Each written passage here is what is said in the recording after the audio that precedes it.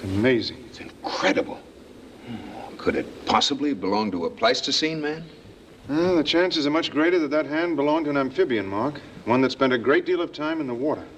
Well, then how do you account for the structure of the fingers? Obviously for land use. I was working in the lab late one night, when my eyes beheld an eerie sight, for my monster from his slab began to rise. and suddenly, to my surprise, he did the mash. He did the monster mash. The monster mash. It was a graveyard smash. He did the mash. It was caught in a flash. He did the mash. He did the monster mash. I did not forget any of my words. Welcome to Blockbuster Buffs.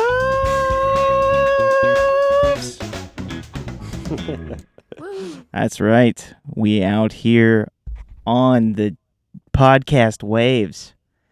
Welcome, folks. Glad to have you out on the waves. On the waves. Surfing the waves of the internet. Feeling gnarly. Super gnarly. Shredding that gnar. I think that's more of a snowboarding thing. What's it called in surfing when you shred the gnar? Getting pitted? Yeah, getting super pitted. Yeah, that's a good one. I love that. Yeah. I love the slang. I love the culture, you know? No, just salt life. That's kind of my thing, really, if you think about it.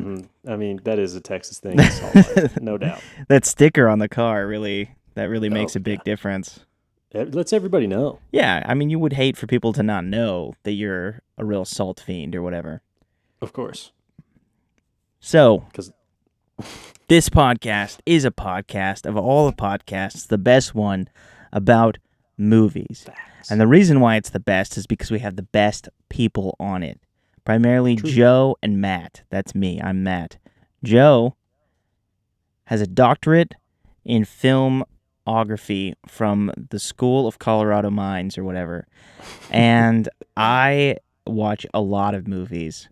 So we are qualified to tell you all about the fun flicks and the blockbuster buffs that you need to be tuned into.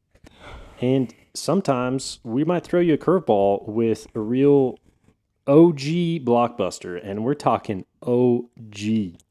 We're not. We got to do what we watch this week first, right? Before we get into it. But today's episode is coming to you from 1954. It's wild. We're really getting old with it. This season is called Black and White. The Boys Go Monster Mashin', which is why we sang the Mantra Mass. But yeah, it's we're doing creature features, baby. So we got like 10 or 12 creature features that we're going to be throwing your way, and this is number 3. What's the movie, Joe? This movie is The Creature from the Black Lagoon. Sweet. It is the, you could say, original creature feature. Other than Frankenstein and Dracula, could be debated for those, for sure. But this is like, Frankenstein is for sure a creature. Dracula, nah, it's the vampire. Does that count as a creature? Do we count vampires as creatures, Matt? I don't know. This is part of the set of the Universal Monsters. Dracula, you know, the whole deal. Yeah. I've heard of these Universal Monsters, but I haven't really done anything with them or totally understood what they are. I mean, they're monsters for sure, but where do you clarify creature? Yeah, I don't know. Yeah, Universal Monsters. There's the Creature from the Black Lagoon, Dracula, the Mummy, the whole set, Frankenstein. It's crazy. There's an OG Mummy? Yeah. I did not know that. It's buck wild, man. That is buck wild. Before we get into all that, what'd you watch this week? Well, I watched a lot of things because I had COVID. So I was stuck at home for like 4 days. That was super fun. But I did get some good TV watching in. So I watched the new Union movie with Marky Mark and Halle Berry and J.K. Simmons. Okay. And it was a pretty fun B action movie. Like, nothing spectacular or groundbreaking with it. Definitely pretty formulaic, but still a good time.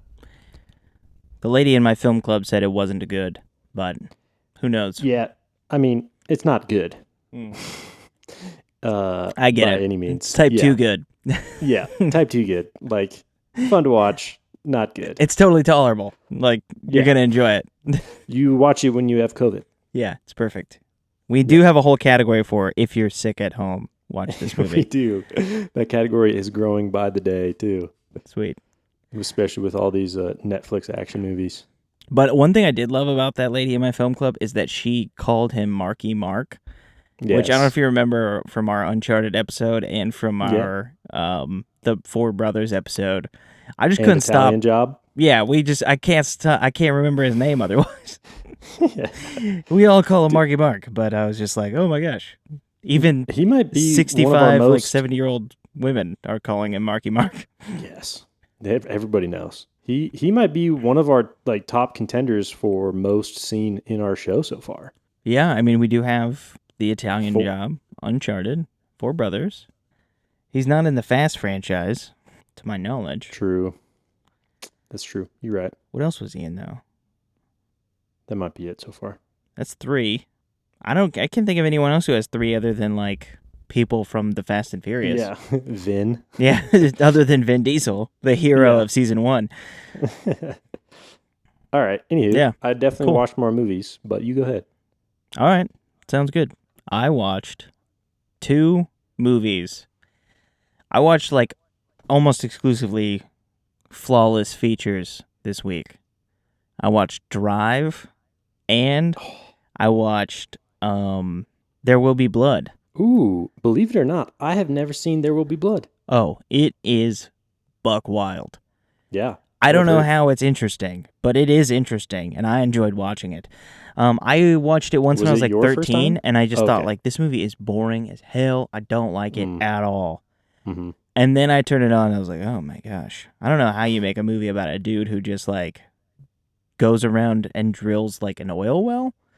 Interesting. Like, the plot is almost razor thin, but it's just, like, it's also just, like, so heavy and so real and so visceral, and it's, like, you know, it spans decades, and it's just this weird, like, character study of this oil man from the 1800s, and it's just like, holy cow, or in early 1900s, but it's like, geez, it's wild.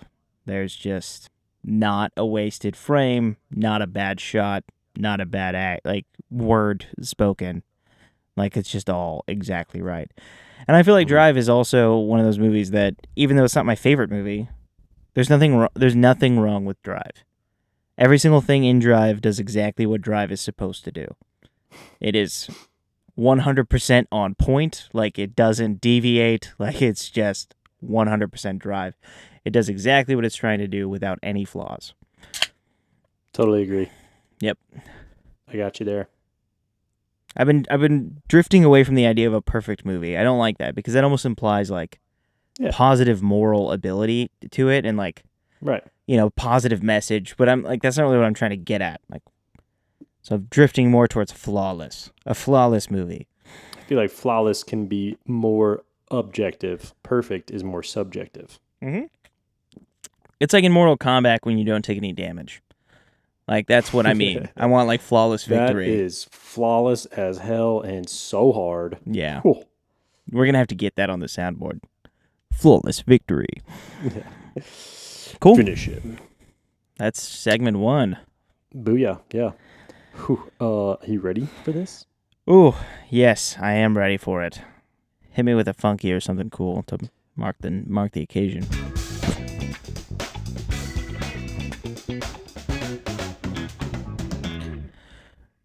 Welcome to our newest rendition of movie summaries with the Blockbuster Boys, Matt and Joe. We are going to summarize for you. What, Joe? The Creature from the Black Lagoon. The Creature from the Black Lagoon. We've It's got old. 5 minutes. Exactly 5 whole minutes. Nothing more, nothing less. I say we To round robin describe. it this time, Joe. I Like say back and forth? every minute we switch spaces. Ooh. Each minute will be marked with. Woo! So you'll hear that Yeah, in your headphones when it's time to swap. Okay. I mean, you could just show me the clock too, but I just think it'd be fun to mark it. If we don't like the way it sounds, Alright. we can cut it out. no, do both. All right, yeah. I'll be confused. You got to start us off, though, okay? Boop, boop, boop, boop, boop. You're going to be the boy. anchor. I'll get 2 minutes, you get 3. Are you all right with that? Okay. I did take notes, but you did watch it today, so I did. I literally just finished watching it, Nice. but I had seen it once before. All right. You ready? On I'm your ready. marks. Get set. Go. In the Amazon in 1954, Dr. Maya something or other is doing research on the like archaeology rocks. He's an archaeologist. He's digging through this wall of a rock. He's got a couple dudes working for him. I have to cut in. I'm sorry. It starts at the beginning of time, actually. The movie starts at the beginning of time. I forgot about that because it was so Quick, funny and silly. catch us back up. Okay, so we get a literal whole beginning of time, like how the world was created, like 5 minutes of all of that. And it is, pretty progressive actually for 1954 because, said the earth was like billions of years old and that all this stuff was like formed over time and that some creatures evolved over that time. As if. So fast forward to present day Archaeologist at the time. Carl finds a hand in the wilderness. Yes, he digs it out of rocks, and it's him and these two like native folks in South America. And then he sees this hand and it's got this like webbed feet and stuff. So he takes it to go pick up some marine biologists back at a different place. I forget what that place is called, but those Me people too. are named David and Kay. And then they go back and they study the hand with all their scientist friends at an institute. The Biologica Maritime Institute, something like that. Yes. And then they pick up a whole crew of people. I call them the posse at this point. But yeah, they pick up a whole crew of scientists and they show back up at the camp. And lo and behold, while they were all away from the camp, the creature from the Black Lagoon has killed the two people that were remaining to hold down the fort and basically keep the find a secret. Woo! All right, so from there, they start digging into the rock where the doctor had found the first hand to no avail. There's no other skeleton, no other creature. And then David, one of the marine biologists, suggests that maybe over time the rock had fallen apart and drifted into the water, and that maybe the remains have gone further down into the Black Lagoon. So now the posse takes off in their riverboat. They're cruising up, come into the Black Lagoon. They're hanging out, and they start doing some swimming, diving missions, trying to take photographs of stuff. Their first dive mission, David goes out with Mark. Yes. And Mark's real cocky boy. And they look around. I cannot see that. Don't show me that. Oh, ready? 1, 2, 3. Woo! Yeah, they're doing an expedition, and the creature from the Black Lagoon is shadowing them and like looking at them while they're down there. And they find some cool rocks, and then they bag up their rocks, and then they bring their rocks up, and they're like, "Oh my gosh, these are the same rocks!" And they're like, "Oh man, it was amazing down there. It was so cool and amazing." And yeah, then Kay is like, I want to go see this whole underwater world. And she goes out and she swims all sexy in her like weird one piece, and she's like very seductive with it. And the creature's like, ooh. But Booga then, booga. yeah, so he's got the hots for her. And then she goes back to the boat, and then the creature like gets caught in a net and then like almost tips the boat over. And then they try to like poison the water in order to get the creature back. And then they go down to hunt the creature. And then when they get done and they can't hunt him, they shoot him with a spear gun. But then they like poison the water to try to get him to come out. Woo! So now at this point, the creature is real pissed off and he's out for vengeance. So he starts killing them left and right, just grabbing them, killing them, getting them got. And from there, they try and pretty much leave the lagoon. David is like, "We're leaving. We're not going to risk any more lives on this place."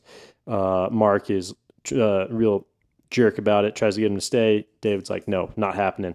So they start heading back out of the lagoon, but there's a obstacle, a tree limb roadblock. So David has to jump off, swim around, try and hook the winch up to this thing.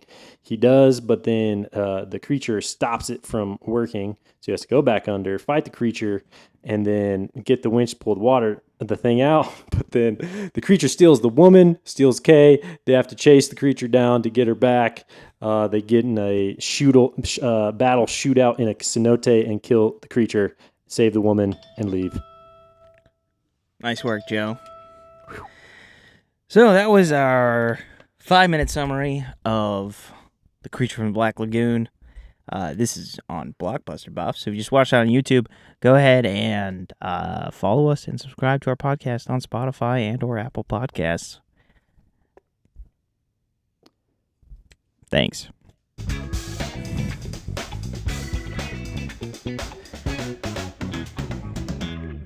I think that might have been our best summary yet, to be honest with you. That was pretty solid. And, it felt succinct, but also descriptive. Covered a lot of ground.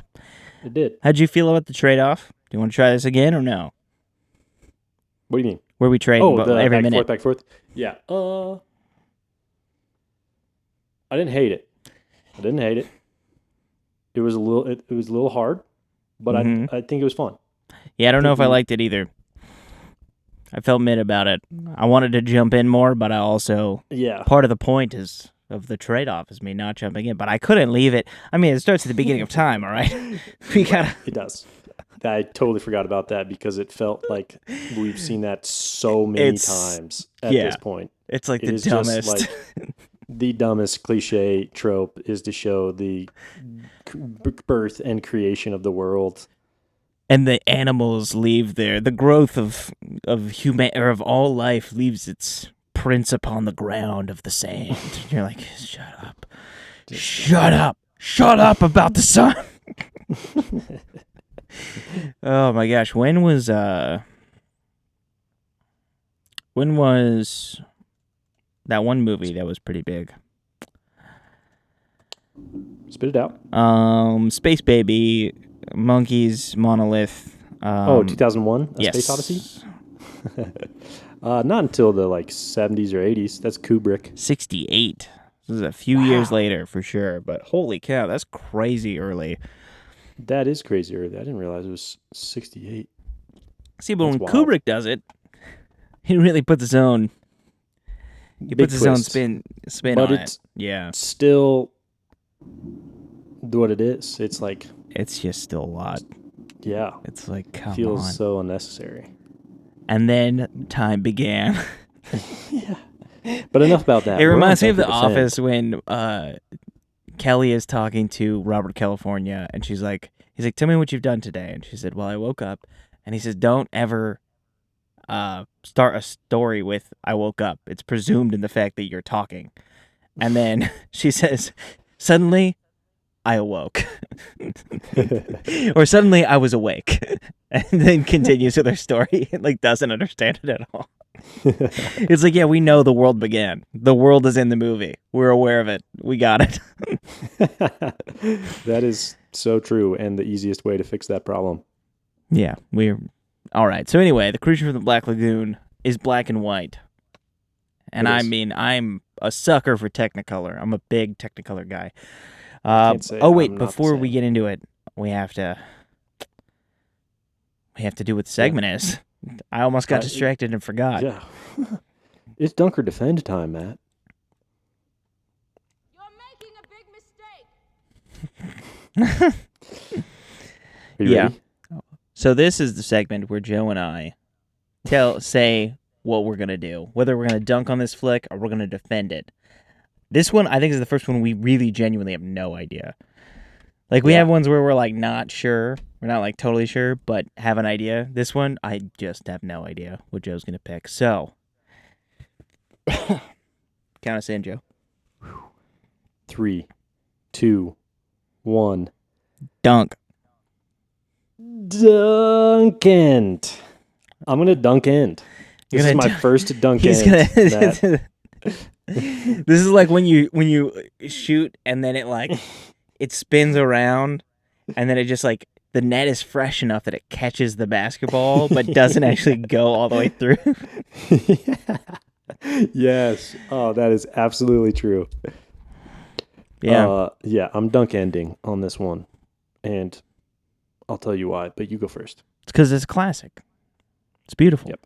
There is something really sweet about it, and it is interesting, but I've seen old movies now. I know that they don't all have this weird, like, bad writing problem. And this movie is not very well written, and it feels very...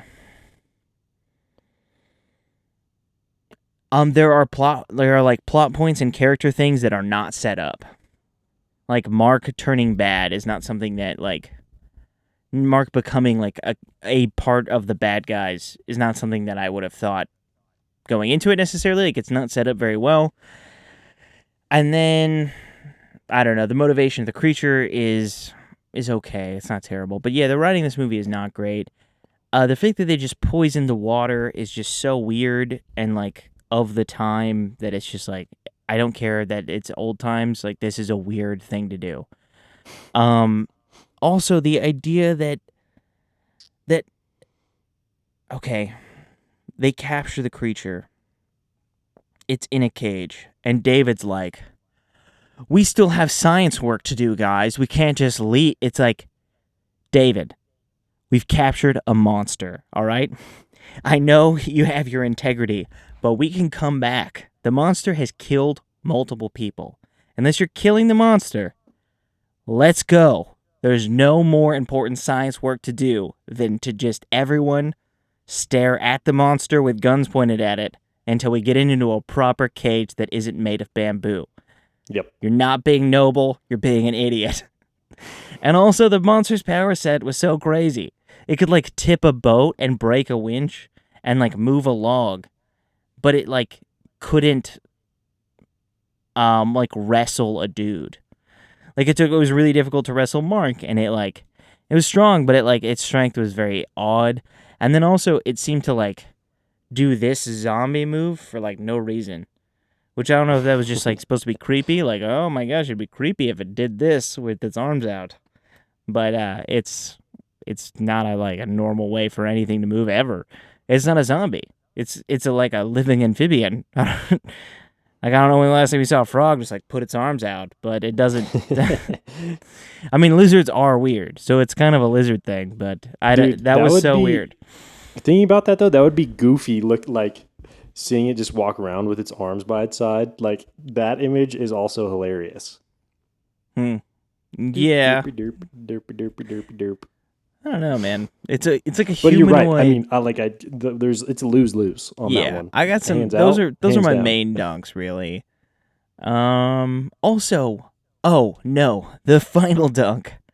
I know that there's a possibility there was a time that men and women were more adventurous with their lives, and that they didn't have, I don't know, this fear that we have today. But if you're in a lagoon in the Amazon, and you're aware that there are crocodiles and alligators and monsters roaming about, not even creatures from the Black Lagoon, but real monsters, they saw them in the movie, and you're a beautiful woman, and you go swimming, and then you're waiting, and something touches your foot, and you swim down to see what it was, that person is not real. Yeah. Dunk for sure. That's ridiculous. Yeah, I totally agree. That one, like, she would be screaming and swimming back for the boat as fast as she could. A sharp tusk would just touched my leg. Like, I would swim so fast, I would jump out of the water like in a Looney Tune and run across the top with my legs spinning on top like a jet ski. I mean, that would be the most like, being in that water is terrifying. Yeah. Like, it's just bonkers. And then the dudes are like, let's go hunt it. I'm like, that's pretty savage. Yep. But good dunks. All around, I agree with most of those for sure. And the biggest thing that I agree with is that movies are absolutely better than this by 1954. Like, the writing of movies can be much better than this at this point. So the fact that it's old isn't a good enough cop-out to not dunk on it. But my biggest defense, here's the dunk end, like, mostly a dunk on this movie, but it did so much with underwater filming and cinematography that was not like done before. That was like the feat of the movie. So seeing like those underwater fights and all those different shots, like that was super, super impressive. And to me, their goal with the movie was less story oriented. Like they know they were doing a monster movie. They weren't, they were making a blockbuster. Like they straight up, this was like a blockbuster before blockbusters. Like they were just, it's a popcorn movie. Bring people into the theater. It's going to have some thrills. It's not going to be groundbreaking like the Maltese Falcon or whatever.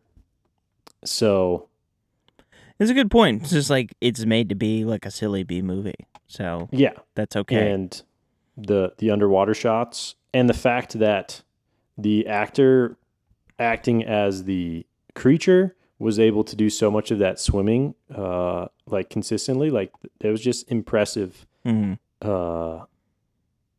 filmography work on that one. So story, meh, but it definitely has its merits for doing a good job at being kind of groundbreaking in that filming underwater.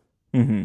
Yeah, that's true. The filming underwater was crazy. I was thinking, like, how did they do this? Like, yeah, I did not know that they had underwater cameras at this time.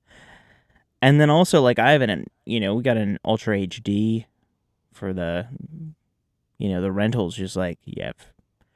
And it just makes me wonder, like, how did they get that?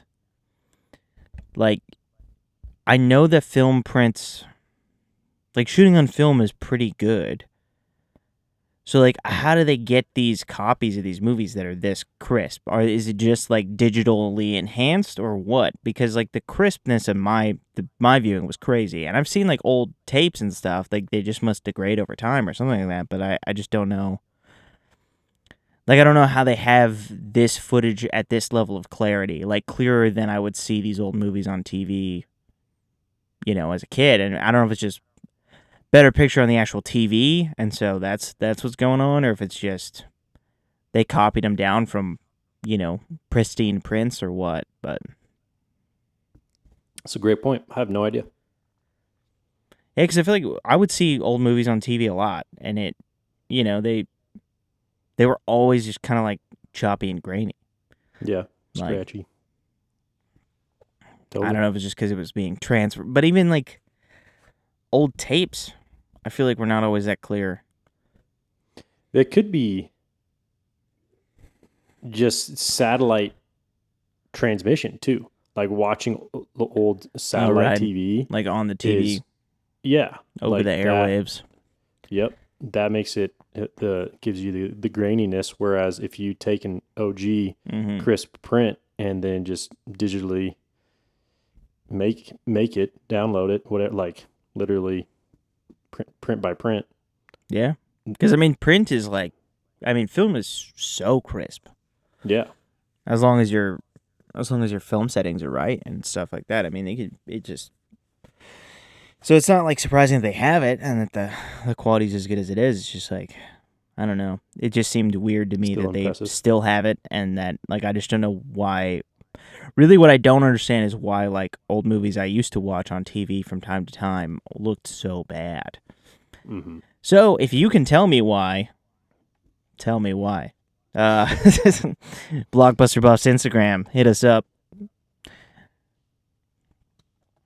And they keep the prints. There's an archive of prints in Hollywood, so that makes sense. You keep like a original copy. Yeah. Every production company still has all the original copies, unless they got burnt or destroyed. Then they're still around. So if they're gonna license it to Amazon, you might be like, take one of our best prints.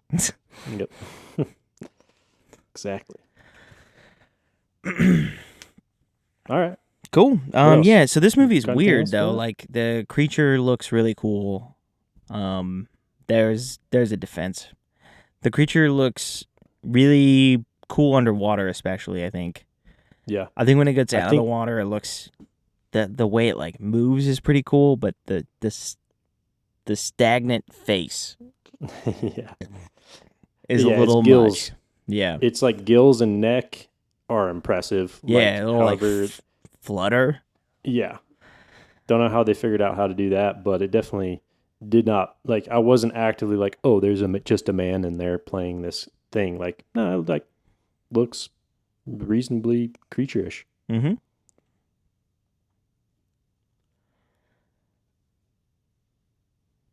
Yeah, they just made too many. They should have turned back Oh man. when they first had him captured. That's just a fact. David did not need to.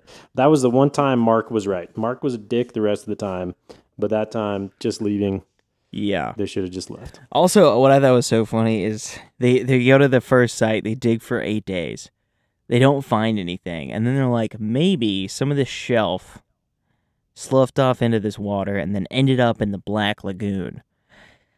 And they're like, okay, let's go to that. And so then they're on the boat, on the Rita, going down the water, and David and Kay are like flirting. And then inexplicably, Mark just pops out and he's like holding a harpoon gun. And they're like, what are you doing, man? And he's like, I don't even know what he says, but it basically is like, isn't this sick? Is kind of like the old time speak. Like that's the translation is like, look how dope this harpoon gun is. And then he just shoots it into the thing. Which is clearly just like, look, they have a weapon. You're like, and I admit the harpoon gun is sick. I like it a lot. But yeah, you almost shot that thing expected to right into the mast. Yeah, and you almost expect Could've- it to be like, oh, cool, like, that's going to come back later. And then, like, 2 scenes later, they're, like, hunting the thing with the harpoon gun. I'm like, man, you really think you'd build the suspense for that? Like, you come out, you show the harpoon gun, all right, let's wait till the third act, we'll set it off. We got Chekhov's gun. I don't know if Chekhov, I mean, he's already been around, right? He was a playwright. Like, I just don't understand. I don't remember. Like, they like set it up and paid it off all in like the span of like 7 minutes, which I guess makes sense. It's only an hour and 10 minutes long, but it was so weird that he just walks out. Look at this gun I have, and then just shoots the mast. And it doesn't have a cable on it. It's just like a spear gun. Just a murder stick. No like retrieval. just kill. Yeah. Oh man. And they hit it. They hit the creature a bunch of times. Many times. With this harpoon gun, and it does basically nothing. Here's my other biggest dunk is at the end, after the big final showdown, they shoot the creature to hell, and then they don't keep him. I know, like, they why let not it just, and it just dies in the water anyway. Like, why not just kill it and keep it? What? That was so dumb. And like it's because David's so moral. He's like, "Oh, let it go." It's like, no, you're not being moral. You're being like a twat, dude. And like, it's just gonna die. It just dies in the water anyway. It's not like, better. Like we should know about what this thing is. Like, where does it come from? Maybe it's gonna come back. Like you don't owe it to the creature to like let it go live. It's not. It's a monster, dude. It's not like a. It's not like a part of. It's not like nature. Like it's a monster. It's different. Yeah. Like we kill monsters. this is like a humanoid monster. Like a humanoid. This is a rival species, last of its kind. I get maybe you don't want to kill it, but like this is not like your friend, all right? But it's already dead. It's already Like, dead. If you hadn't shot it to shit and it was just scampering off, then sure, leave it. All right, I can understand that. But it literally plops in the water dead. So if it's you like, want to just okay. be like, hey, this is the creature's leg, and then leave, but you can't just kill it. Like if you kill it, you should take it. It belongs in a museum. Yes. Yeah.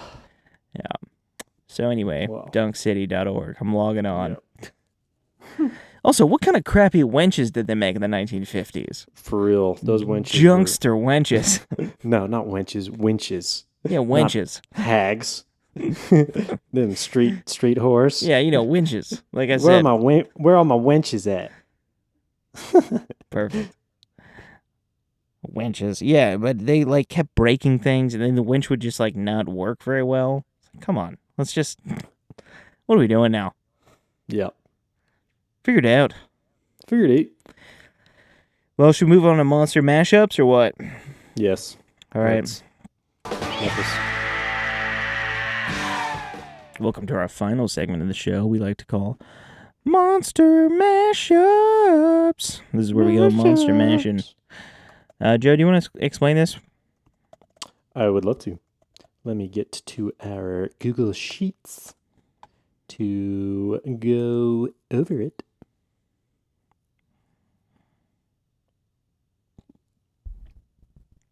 All right, so monster mashups are our ranking system. And this season, they're similar to last season. We have 5 different categories for the movies that are in this season.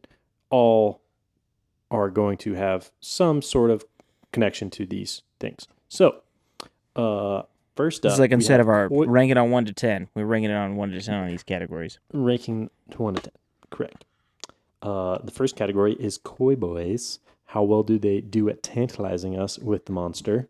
That includes like monster vision or just like showing us part of the monster, but not all of it for a while. Just, teasing the monster tease.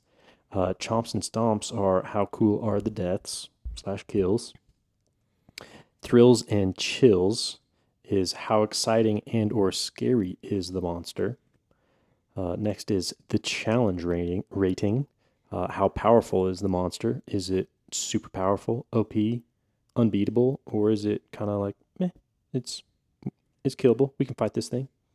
And lastly, we've got Blood Brothers. What trauma bonds are formed after the main character's big fight with the baddie? That's our 5 categories. So first up, Koi Boys. Also, creature features is in the wrong spot. That's not what I'm supposed to say. Yep. That's weird. Get rid of that. Creature from the... Oh, messed that up. From the Black Lagoon. Oh, did you type that in?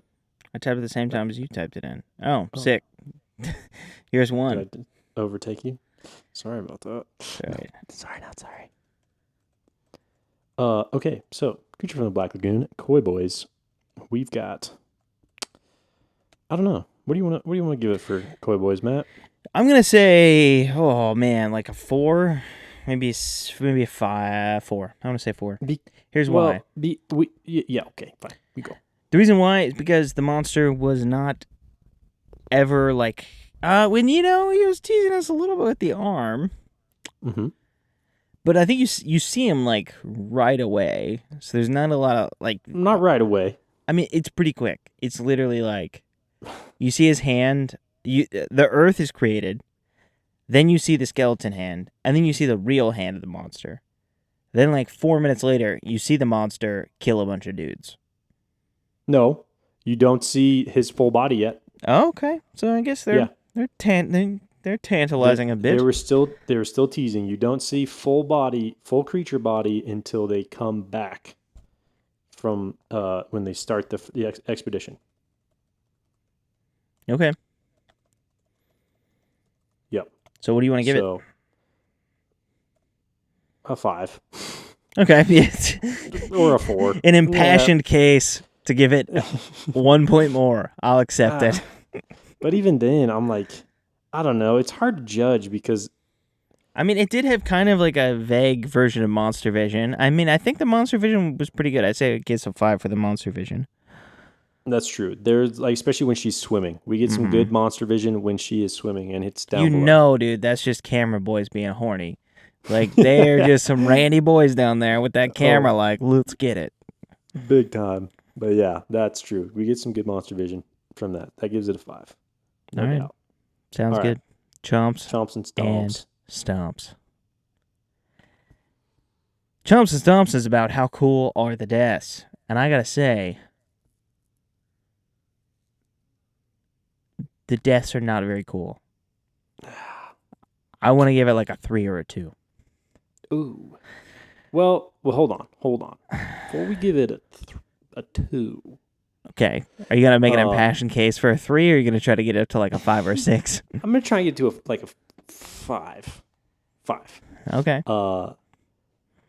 First off, there are a number of kills. So that is one factor you have to consider. Oh, you mean the monster movie's got some kills in it? But I mean like numerous, not just like one or two, but there's like five or six kills.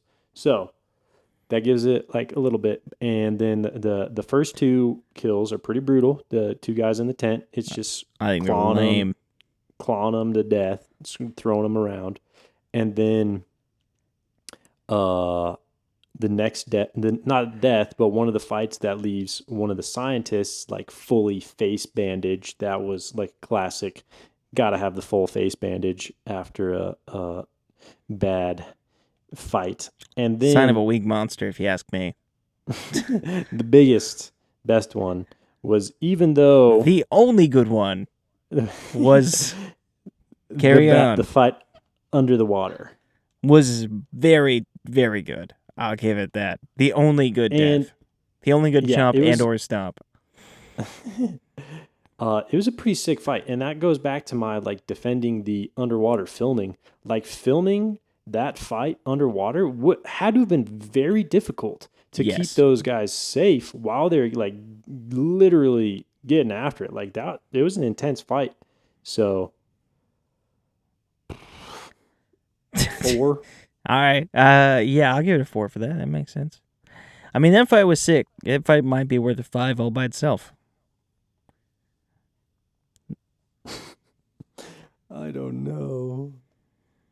No, We can't be too 4. biased with That our sucks. modern monster knowledge. I know, but too. we can't also pretend that old stuff is like. Look, when you watch Gaslight, you feel like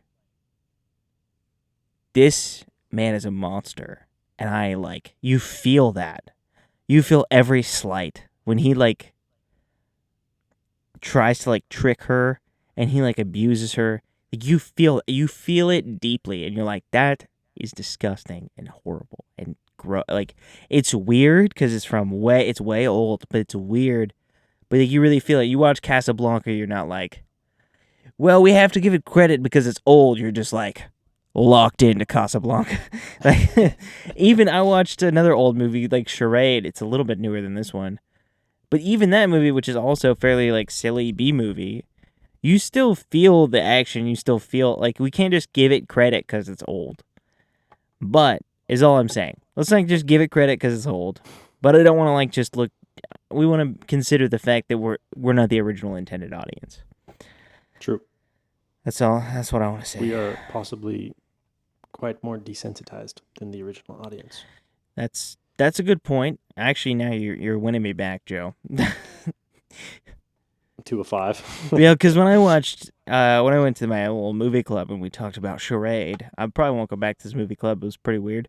But the New York Times called Charade unexpectedly violent and gory, and there is like a very minor like fist fight on a roof, and like no violence at all.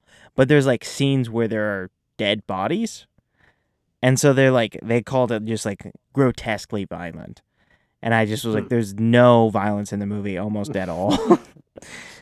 So from a desensitized perspective, you might have me there. Let's give it a 5. We gotta Chomps and Stomps. Balanced. Yep. All right. We'll grade it on a curve because it's more than 70 years old. No. 54. It is 70. It's 70 years old. Yeah. Like, exactly. Wow.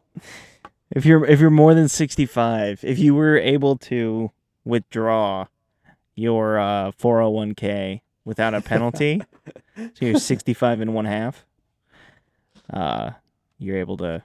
We'll give you one extra point on Chomps and Stomps. Or is it 75 and no, 55 and a half? I don't know, something like that. Anyway, thrills and chills. No. How exciting and or scary it is.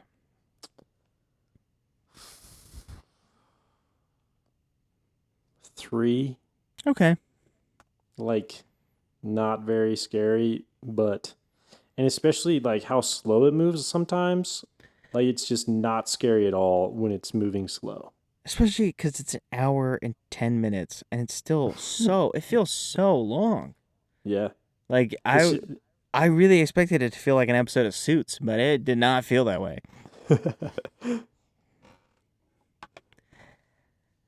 Yeah, I don't know why it feels as long as it does, but it really. Just because the swimming scenes are so like, they're just boring. Like, there's such little action that occurs over many minutes. There's not like, Right. there's not every shot is connecting a new dot. Like, it's just kind of wasted film space for so much of the movie. Well, and it's weird too, because it's like, well, those shots are cool. It makes sense that you would linger on them. Yeah, but it's just not And engaging. I mean, I don't know. I don't know if this is entirely true, but I'm pretty sure that monster flicks, B monster movies like this, for being an hour and a half, were intended to literally be the B movie. So you would go out for a night at the theater, and you would see 2 movies back to back. And this would be the second movie that you see in the night. So it's like expected to be not as good and just popcorny. All right. Yeah. Kind of like unwind film. Yes. I like this culture. I'd love to go see a double feature. Dude, you got to go to the drive-in theater that's like 20 minutes away from you. Did you go to the drive-in theater this summer? No, we actually did stay at a drive-in feature, and I did watch 2 movies in a row there, and that was great. Is it the one that's like 20 minutes away from New Braunfels? Oh no, this one was like over in Florida. Dude, there is one like 20 minutes away from you. I kid you not. Yeah, we'll hit it. It sounds good. You should. I love a good drive-in. Yeah, it was sick. We parked our camper there overnight at the drive-in and stayed there. Nice. And it was awesome because I was able to just stay up and watch the last movie, and my wife and kids could just go to bed. That's fun. Like, see, guys. Do they have like RV spots? No, we just took 2 spaces. They just Nice. they like rented it to us, but they just gave us 2 spaces. It was sick. That is sick. Cool. Well. Yep. We got 2 more. Challenge rating. This one, how powerful is the monster? I mean, it shakes the boat. It gets out of the net. It breaks through its cage. Breaks through its cage. Builds the trunk obstacle. Could dam it in the beat river. Jaws in a fight? No. Not even close. Jaws would kill this thing almost as quick as anything else. Jaws does have a point taken off, though, for being in the ocean. That's true. He Not being being stuck in out the of water. Yeah. So it does get, it doesn't lose that point. But I'd still say it's probably maybe like a 4 or 5. It's not a 5. It's not even close to Anaconda. Anaconda would also kill this thing so fast. I don't know, dude. It's pretty strong. That's true. It's pretty strong. Yeah, but it's not It would, as strong as as the anacondas in the movie Anaconda. It might be as strong as a real anaconda. And it would probably be able to like shred up a real anaconda with its claws, like just dig at it and. None of it tear keeps up. just doing this. Oh. Yeah, I don't know. No, it got in a fight with a man and it barely won. So. 4. It can't be. Or or 3. I want to say a 3 because I know that it can swim. It's tough because it's inconsistent. Like if it's strong enough to rock the boat that way, it would be stronger in battle, but it's not stronger in battle. So it's like it's klutzy enough that it's like a man can go toe to toe with it. Like, I mean, really, like I think 3. Yeah, it's a 3. I agree. All right, Blood Brothers, what sort of lifelong friendships and bonds are formed in the chrysalis of fear? Oh, None. I mean, yeah, we have zero We have context. no relationships formed. Yeah. I mean, we got to give it a little bit because surely David and Kay are going to have their even stronger connection because of this. And they'll have a stronger connection with Dr. Maya.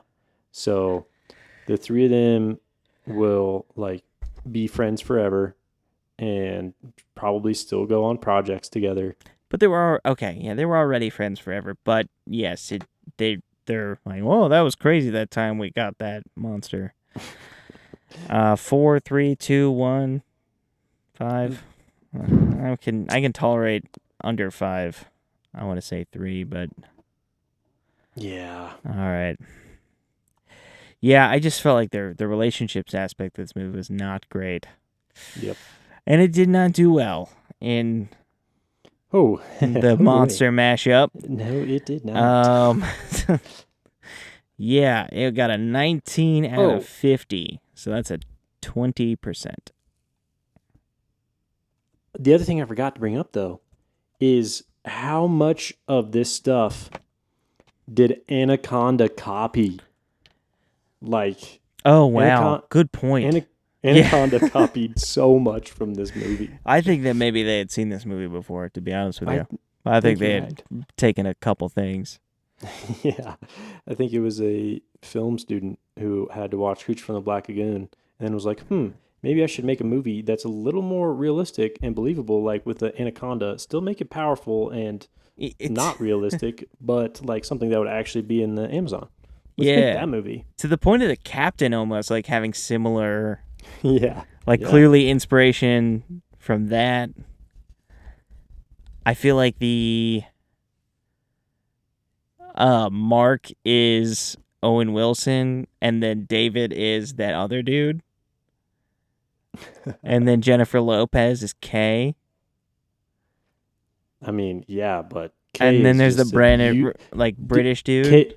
Kay's a sad, useless, like, just 1950s version of a woman. Like, they gave her no agency. They literally, like, when she turned to run, like, the creature at one point killed a dude, like, or killed a guy right in front of her. She's hiding behind a tree. She turns to run. She trips immediately. She makes no strides. Literally 0 strides. She can swim. And trips so proficiently. And she's not scared at all. But she has no ability. Dude, that pissed me off. I was like, come on. Like, one step. You can't give her like 6 or 7. Like, literally, no step trip. Yeah, no, definitely not. That is kind of annoying. I kind of get, like, I would say that we're in an era of a bit of an overcorrection where we have these ladies just, like, beating up men who are way bigger than them because of technique or whatever. Yeah. But, the trope of the strong girl who can't be taken down because she knows all the karate moves. But this is ridiculous. Like, you should, like, women can, like, not fall down. Like, what are we talking about? Yeah. Especially the fact that they did paint her as competently as they did. She's, like, doing marine research. She's, like, very good at swimming. She's very intelligent. She's smart. She's, like, capable. And then the second there's a monster, she's just like, oh my gosh. It's like, what is happening? Swoon. Yeah, that was weird, to be honest. Yeah. It was just, like, so out of place and dumb. Yeah. It's like she could swing a stick. I don't know. I don't know if you've, like, met a woman, but they can... She could probably shoot a gun. Yeah, too. It's possible. It's even possible. I bet she would be capable of picking up one of those guns, pulling back the hammer, and then pulling the trigger. I think she'd be, like, capable of that. She could do it. It's possible. I don't know. I think women bare also minimum will often try to hit you. Like, if you're trying to take them, they might try to, like, swing or flail or hit or punch or run. Things that human beings do when they're being attacked. Yeah. Rather than just fall down crying. Yeah. I noticed that too, the scream when the hand comes through the window in the boat. She just looks and screams. And I'm like, it's not totally irrational. Like cover your mouth with the back of your fist thing. I hate that. Oh, yeah. Who does that? Does anyone do that? And actually? I mean, everyone's got that fight, flight, or freeze. And I've definitely seen, like, people just, like, freeze and scream about things. but it still seemed like if she's got the fight instinct to like swim down and look for the thing that touched her leg. Yeah. She's not the scream and freeze type. Yeah. It's not consistent, all right? If we made her a coward at the beginning of the movie, she can be a coward. It's a trope, but she could be it. But, like, you can't code her as, like, competent and brave and then code her as, and then make her just, like, fall down at the first sign of danger. It's bad. Not a good example. A different time. Not a good example for my daughter, all right? She should punch a monster that's trying to steal her. She should. Kick it straight in the nuts, girl. And she should flee when something touches her leg in the water. Obviously. Don't just hang around. You don't need to do that. Just like see what's up. It was funny too when they weighed anchor. She's like 50 feet out swimming, and they're like, "You've got to come back." And then they like drive the boat out to her. It's like, guys, just. I mean, you could just swim out to if you were like that scared for her. Just like swim out to her, but they like picked up the anchor, moved 20 feet down the bay or down the lagoon, and then dropped it again.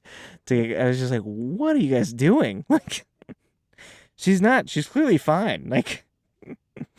All right, we're going long. I can ramble about movies all day. We need to come up with a traditional sign off of this show, Joe. Shoot, dude, I don't know. Don't stop monster mashing. Yeah, don't stop monster mashing.